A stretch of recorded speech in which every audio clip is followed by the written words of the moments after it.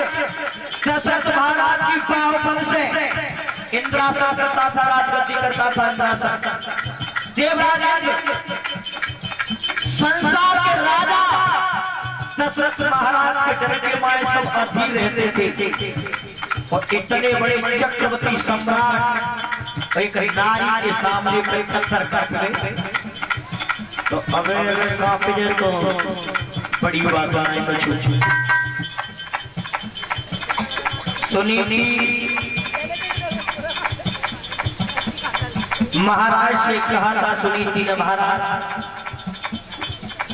चले जाओ। और जब महाराज आए तो महाराज से बनौरा सुरची बोली, महाराज ऐसे विश्वास आए हुए, ऐसे विश्वास आए हुए। फिर सुरची ने जवाब दिया, सुन अपने पिता मनु महाराज की कसम खाओ, गंगा की तरफ हो जाओ था कि तुम आज कारावास से नहीं आ रहे हो। उत्तान बात में विचार करो, अब झूठी किस्म तो खानी पड़ेगी। किस्म ना खा तो ठिकाना ना है, तो ध्यान रखना। उत्तान बात महाराज ने आज सुरजी के सामने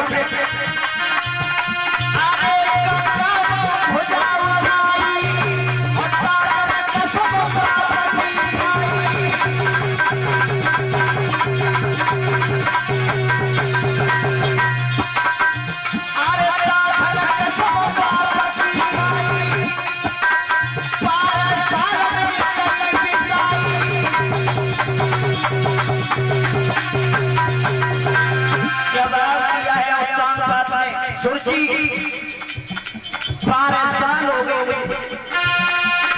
अरे 12 साल में कई पिताई और बड़ाई देखी धर्म की जाई।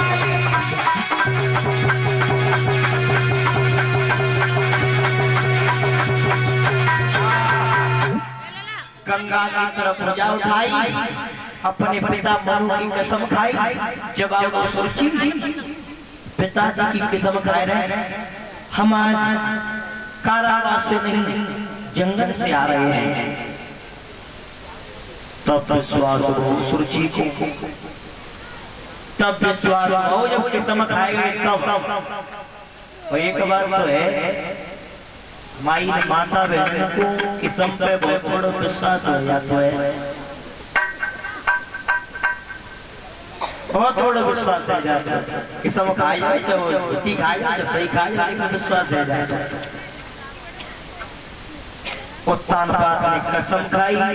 सुरजी उत्तानपाद महाराज को महलों में लेकर के आती है। भगवत श्रोताओं, उसी रात में दोनों रानी गर्भवती होती हैं। बोलिए भक्तवत्सल भगवान की।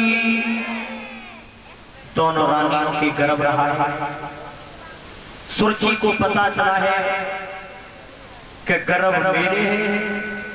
एक दासी ने जाकर के सुरजी से कहा है कि बहन, तुम्हारी जो सौत जेल में रह रही है, मैं देख करके आई हूं कि उसके भी संतान होगी। सुरजी हाथ में तलवार लेके उत्तानपाद महाराज के जोड़े और जवाब दिया, महाराज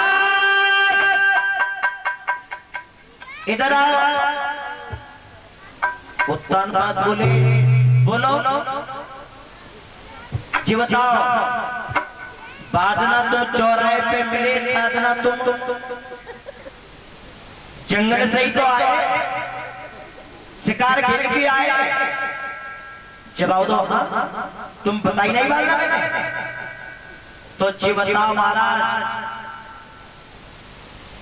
तुम बड़ी रानी के जोड़े उड़ा गए। जवाब दो 12 साल है गए, मैंने देखी ना है भाई।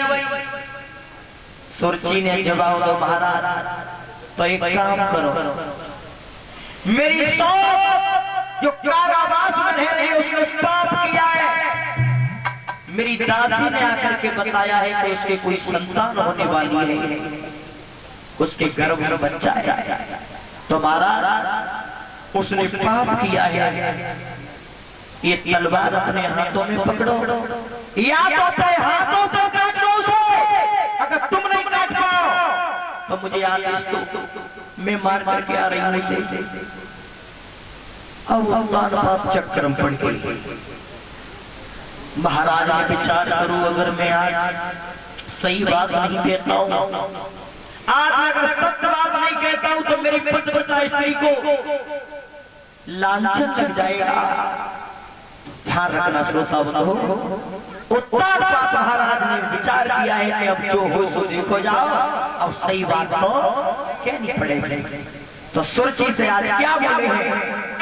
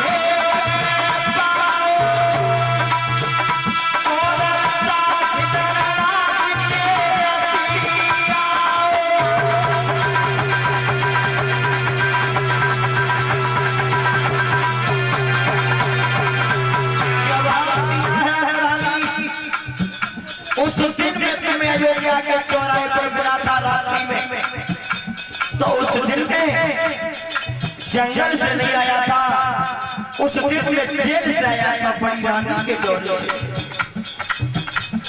जवाब दिया है उत्तानपाद ने, सुरची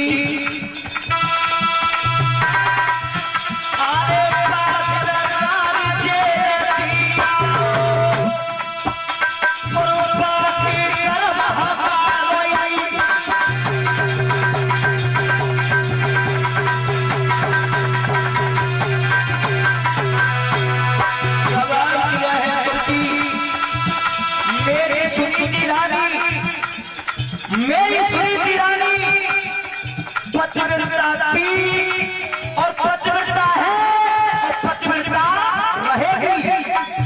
यहाँ रखना, जिस समय ये शब्द कहा है कि उस दिन में जेल से आया था, सुरची ने जवाब दो महाराज, अब तुम ये बताओ, संतान उसके भी होगी और संतान मेरे भी होगी। अब ये बात बताओ महाराज, राजगद्दी को कौन कौन लड़का बनेगा? उत्तानपाद ने जवाब दिया है, सुरची राजगद्दी का लड़का जो राजा बनेगा वो तो महाराजा बनेगा। सुरची ने जवाब दो, ऐसे थोड़ी मानूंगी, ऐसा नहीं, तुम्हारा कोई भरोसा नहीं, विश्वास नहीं है तुम्हारा। तो आज सुरची रानी ने कोरो कागज लेके और राजा पर लिखवाई कि मेरो लड़का राजगद्दी को मालिक बनेगा। भगवत श्रोताओं,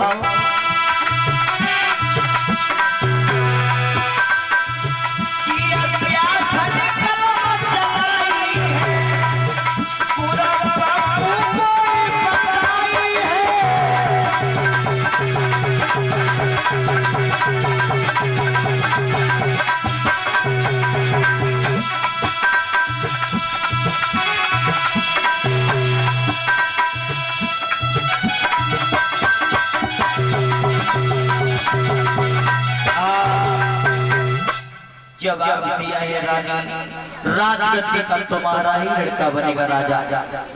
बोलिए गोविंद भगवान की। श्री सुखदेव जी समझाते हैं राजा, समय आने पर दोनों रानियों की संतान पैदा हुई। बड़ी रानी के बेटा पैदा हुआ, उसका नाम ध्रुव रखा गया।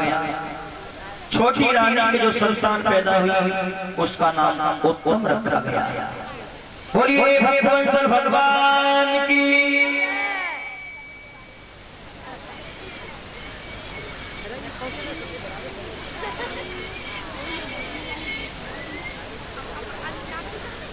हाँ भैया, ये भागवत में दान आया हुआ है 101 रुपए महेश यादव इटावा वाले और 201 रुपए लक्ष्मी शंकर महावीर नगर गली नंबर 8।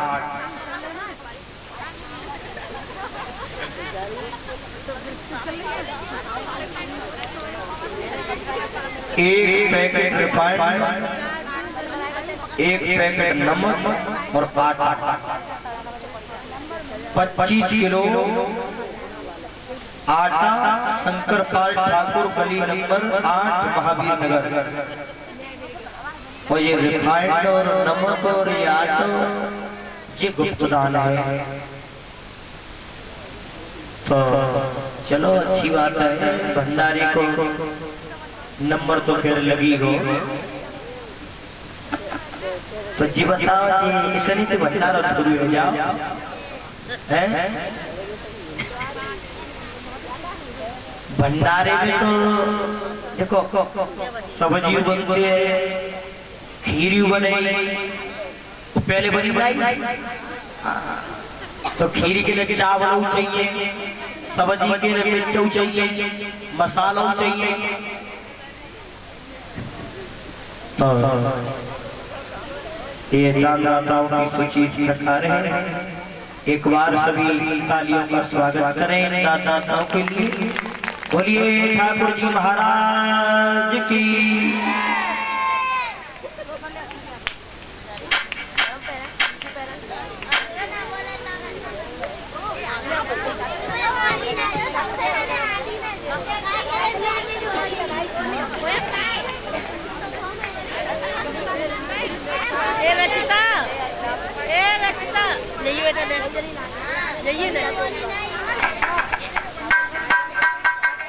श्री सुखदेव जी जवाब देते हैं राजा परीक्षित।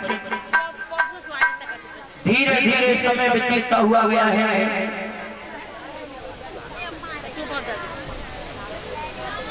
दोनों रानी के पुत्र जिस समय बड़े हुए हैं तो एक दिन उत्तानपाद महाराज के दरबार में दोनों पुत्र पहुंचे।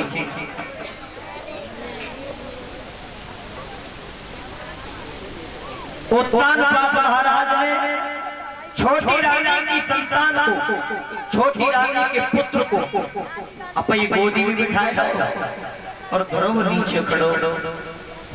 समाज के लोग विचार कर रहे हैं कि भैया गोदी में बैठे हुए लायक तो वो है जो नीचे खड़ो है सो, और जो गोदी में बैठो तो कम 3 गुना है। लेकिन कहवे की हिम्मत की नहीं पड़े, राजा वाली बात। लेकिन ध्यान रखना, वो राजा राजा नहीं है जो प्रजा की भावना को न समझ पाए।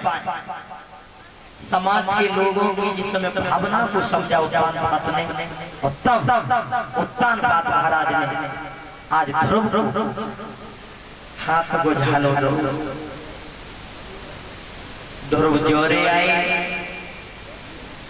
एक लड़की गोदी में ध्रुव, दूसरी गोदी में उत्तम। समाज के लोग बड़े प्रसन्न हुए। लेकिन एक उसी समाज में नीच प्रकृति का इंसान भी बैठा था। इस बात का ध्यान रखना कि अगर 100 आदमी है 100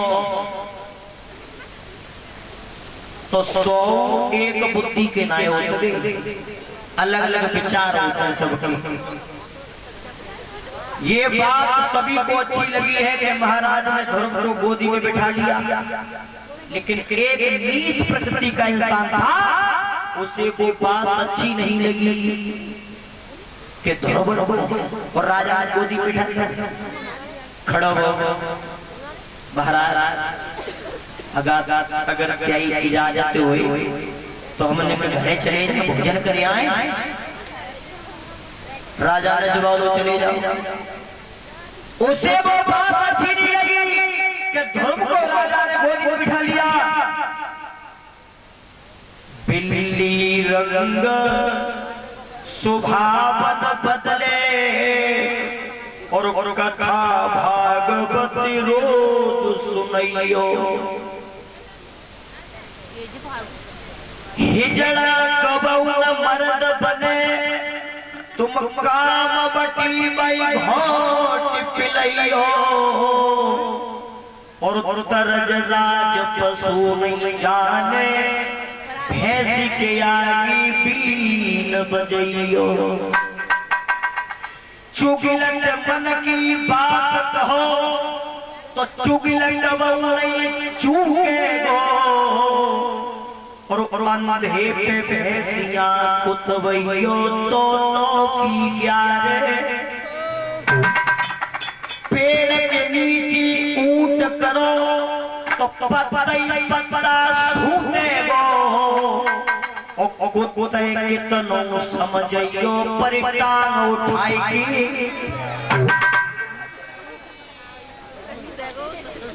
उस चुगिल को ये बात अच्छी नहीं लगी कि राजा ने और धर्म को गोदी में बिठाया दासी को लगा अपने घरे पहुंचो अपनी पत्नी से बोलो सुनते हैं तू तो हमारे मंदिर में